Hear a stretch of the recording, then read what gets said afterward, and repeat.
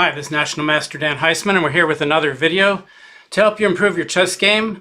Today I thought we'd talk about traits of a good chess player. I'm going to use a novice nook that I wrote many years ago as kind of the basis for that. We're going to go down the novice nook and talk about the items on the list. So let's get started. I broke them down into 4 types of categories. The first is IQ aspects, the second is physical traits, the third is personality traits, and the fourth is emotional traits. And I mentioned that there's a bit of overlap, so these are really just rough groupings. All right, the first thing I have under IQ aspects is memory. In chess, you're learning a lot of things. You're learning openings, endgames, tactical patterns, principles. But it's one thing to learn them, and it's another thing to remember them and be able to apply them. So if things go in one ear and out the other, and you learn something, and then when you play a game, you can't remember it, then obviously it's of much less use to you. So memory is certainly something that is helpful. Second is spatial relationships. Chess is played on a 64 square board, 8 by 8. Some people play 2D online, some people play 3D over the board, slightly different spatial relationships. But how you see the pieces and how you see them interacting, your visualization skills when you're looking ahead is a part of your spatial relationships. So that's an important skill that you also would have. And good players, I wouldn't say that good players have all these skills really well, but they have every good player has enough of them that makes them the good player. Sometimes you have a world level player who misses 1 or 2 of these skills, and maybe that keeps him from being world champion, or maybe he can become world champion despite that. But you have to have a lot of these skills together in order to become a really good player. If you only have a few of these skills and a lot of the other ones you're missing, then it becomes more difficult. Some of these skills are innate and you can't make them better, and a lot of them are not innate, and a lot of them can be improved upon. The third thing I have under IQ skills is deductive logic. If you're doing something, what does that imply that you have to do later? What does that imply your opponent might have to do in response? If your opponent does something, what does that imply that you need to do in response to them? There's a lot of deductive logic that if this move is made, then that implies the following moves have to be available. These kind of things, you're always looking at, if this is true, then what else is true? So that's deductive logic as a third IQ skill. Okay, physical traits, concentration.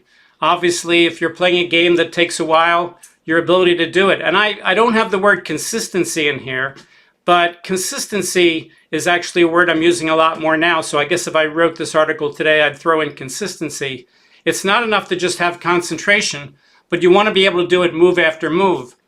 If there's 40 moves in a chess game and you play a game like an 1800 for 38 moves, and then play it like a 400 for 2 moves, your rating is going to be pretty low. It's not going to be anywhere near 1800. So a lot of people do that. They play okay for a while and then they lose concentration.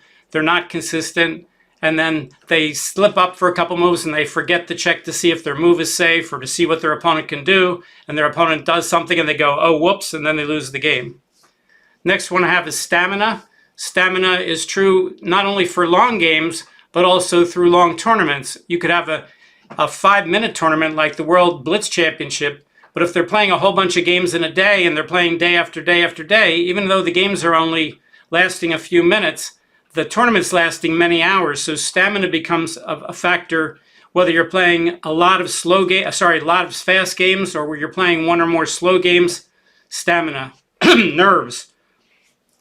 You know, chess is a game which is kind of a fight, and your nerves have to hold up during the game. If you lose your nerve, if you get nervous, or if you get afraid of your opponent, there's a whole bunch of aspects to nerves. But you need to keep your calm. You need to keep your objectivity when you're playing. So nerves become a factor. Personality traits. Okay, we've got carefulness. And again, this gets back to consistency also. Carefulness and consistency go hand in hand. You have to be careful on every move. As we said, it only takes 1 bad move to lose a game. You have to be careful on every move. Sometimes people say, oh, I got way ahead and I got careless. Well, if you had lots of money, you would be more careful than if you had a little bit of money. So if you're winning a game, you should be even more careful than if you're not winning a game. Because if you're winning a game, you have more to lose. If you're losing a game, you have nothing to lose. You could throw caution out the window and throw all your pieces at your opponent's king, because if you're losing anyway, it doesn't matter, even whether it's not called for or whether it is called for. But Carefulness is a very important trait. The next one is caring. Okay, you want to care about what you're doing. That doesn't mean you want to get too careful with regard to your rating or your ability to take losses. We'll talk about that in a minute. But you want to care about what you're doing. You want to care about your reputation. You want to care about things, but not too much. Okay, determination. Determination is important, but I always tell people determination is less important than perseverance. Let's see if I have perseverance next. Yes, I do. So everybody who comes to me for lessons has determination, or else they wouldn't be willing to pay me for lessons. But not everybody has perseverance. A lot of people, as soon as they run into their first roadblock, or maybe their sixth roadblock, they say, heck with this, let me take up tiddlywinks. And they don't have the perseverance. So determination and perseverance are two different things. I tend to think that perseverance is more important. I give a little story here under determination where I was giving a simultaneous exhibition at a local high school, and someone came up to me and says, "Are you really a chess master?" And I said, "Yeah." And he says, "Wow, that's really cool. I live for chess." And I said, "Okay, well, great. You know, the World Open's being played here at the Adams Mark down the road," which it was at the time. And I said, "Why don't you come down and play in the World Open?" And his reply was, "Oh, no, I couldn't possibly do that." Well, if you live for chess and you can't possibly go down and play in a tournament, you know, I'm not sure what the living for chess quite does for you then. So, you know, a lot of people have strange things. They want to be an expert or a master, which is only given out by the U.S. Chess Federation based on slow games, yet they only want to play online and they only want to play fast games. Well, until the U.S. Chess Federation, which works for FIDE, and has the ability to give out these titles, or until we start giving out online speed titles and so on, if you want to be an expert or a master, you have to play over the board and you have to play slow chess. You can't just play online speed chess. Online speed chess is lots of fun, and there's nothing terribly wrong if that's what you want to do and you have fun doing it, but it depends on how that matches up with your goals. Okay, so we've got determination and perseverance. Next is the ability to overcome natural shortcomings for the good of your chess play. And I say this is a special type of trait which enables you to not dwell or be held back by any shortcomings you have, but be able to rise above them due to your strong desire to play well and improve. Almost every player thinks, I am not this or I'm not that. Everyone has shortcomings in one area or another. No one has all the traits that we talked about today. Even the Fischer and Kasparovs aren't perfect, as we well know. But they're a lot closer to being perfect at these traits than certainly most of us are. But in any case, you have to be able to overcome barriers, not real barriers like that you have to eat or that you have to feed your family or you have to work and make a living or whatever. But sometimes people make artificial barriers that hold them back. All right, my next thing is confidence. And I think you've probably heard me say, you always want to play with confidence, aggression, and respect for your opponent's moves and ideas. I think those are important things to do. If you think you're going to lose a game, it becomes a self-fulfilling prophecy that you probably will. People who think they're going to lose tend to do a lot worse than what the rating system predicts. For instance, if you're 100 points lower than someone and you play a 100-game match, you should win about 36 points. But if you think people about 100 points above you are way better than you and you play 100 games, you probably won't win 36 points. You'll win a lot less than that because you'll be afraid of the people who are 100 points above you. Instead of getting the 36 points that you should normally get, you'll get less than that because you'll change the way you play when you're afraid of somebody. So you want to play with confidence. Even though you might be lower rated than someone, you still want to have some confidence. It doesn't mean you think you're going to win every game. It just means you have confidence in your ability and you have confidence you can find a decent move on every move. All right, next one is awareness. I'll read what it says here. A player who can keep his awareness and be cognizant of what is important has the big advantage. For example, when an experienced player starts to realize that the time is running short and time management is becoming a bigger and bigger part of the play, it is an advantage over an opponent who either is not aware of the importance of this change or is but does not change his priorities. The next is flexibility. Flexibility of plan, flexibility of action, flexibility of your pieces. Things that are flexible are better if you have a chess position that you understand has several things that you could do depending on what your opponent does. That's much better than if you burn your bridges and you say, I'm going to do this, and if it doesn't work, I'm lost. Then your position is inflexible, and that's usually bad. Open-mindedness. The ability to listen and consider new ideas or realize that old ones you have are at least somewhat misbegotten is very important. If you're going to have teachability and you're going to learn things, then if you think everything, if you're 1400 and you think everything you know is perfect and everything people tells you is wrong, then it's going to be hard to get a lot better. If you realize there must be a reason I'm 1400 and not 2700, and if someone tells you something that might actually be helpful to you, you don't want to be stubborn and say, oh, you know, that can't be right. I learned a long time ago that knights are worth 3.000 pawns, and if you tell me that that's not true, then I know that you're absolutely wrong. You want to be open-minded about those things. All right, emotional traits. Ability to deal with losses as a learning tool. I like to show people a little chart on that, so let's go off my Novice Nook for a second, and we'll go over to a little chart I made. Here it is. Okay, so traits of a strong players. So you can see the line that I drew here. The left side of the line is 0, and the right side of the line is 100. And 0 represents your feeling when you're about losses. The name of the title here is Dealing with Losses. 0 means that losses don't bother you at all. You lose a game and you say, so what, it's just a game, I lost, I won, it doesn't make any difference. If I lose, who cares, it doesn't bother me. That's a 0 feeling for dealing with losses. The other side, at 100, is you take losses so hard, you can't possibly play chess, you lose one game, you never want to play again, you are paralyzed. I had a friend of mine who took losses very hard. He became an expert level player, but he would lose a game at the chess club and he would sit on the windowsill and turn all red. And if you tried to talk to him, he would just stare at you and wouldn't answer you. The losses would paralyze him. So if you see the little X's that I drew under the line, that kind of represents where really good players are. Let's say grandmasters or people who are international players. They're generally in the 60 to 80 category. They're not near the 0 where losses don't bother them, or they would have never done all that work to become a good player. But they can't be at 100 where they can't even play and they lose it. It hurts them so badly that they'll never play again. They have to hate losing enough that they want to do the work that'll make them better. So my feeling is that the traits of a strong chess player in terms of dealing with losses and learning from losses is in that 60 to 80 range, where they're more, it hurts them more than less. They're above 50, but not so close to 100 that they can't take good action to try to improve their play. All right, let's get back to my Novice Nook here. So ability to deal with losses as a learning tool is a really important trait. The next one on our list is pride in your moves and your reputation. This gets back to what I said about always playing with confidence, aggression, and respect for your opponent's moves and ideas. You want to take pride in what you're doing.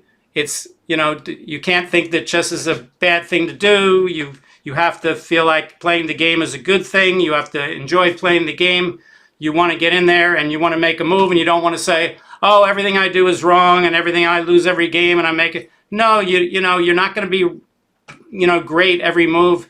You know, when you play a game, you know, you're going to make mistakes, and that dealing with mistakes, as we already said, is an important part of how you deal with mistakes and learn from your mistakes. Is an important part of the game, an important part of getting better.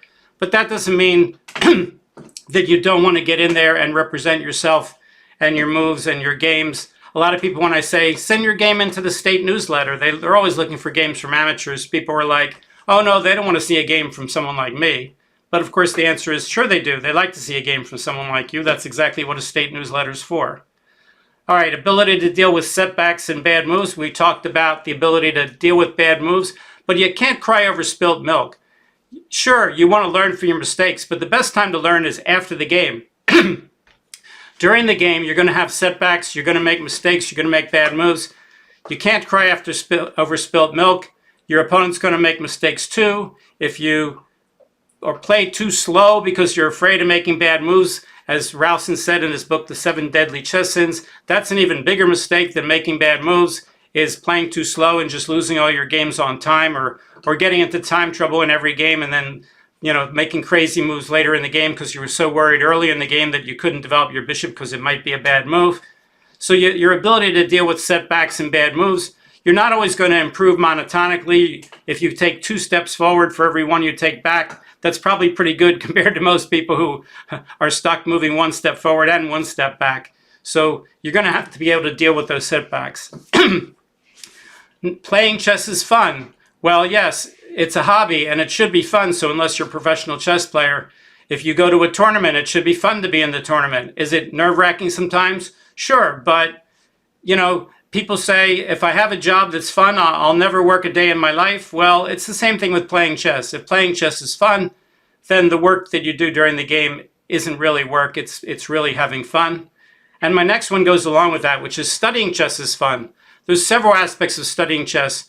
There's reviewing famous games, like annotated game books. I call the best game books the instructive anthology game books, where you're learning things. You're doing puzzles of appropriate types, like doing easy tactical puzzles over and over until you practically memorize all the basic patterns that can come up for both sides.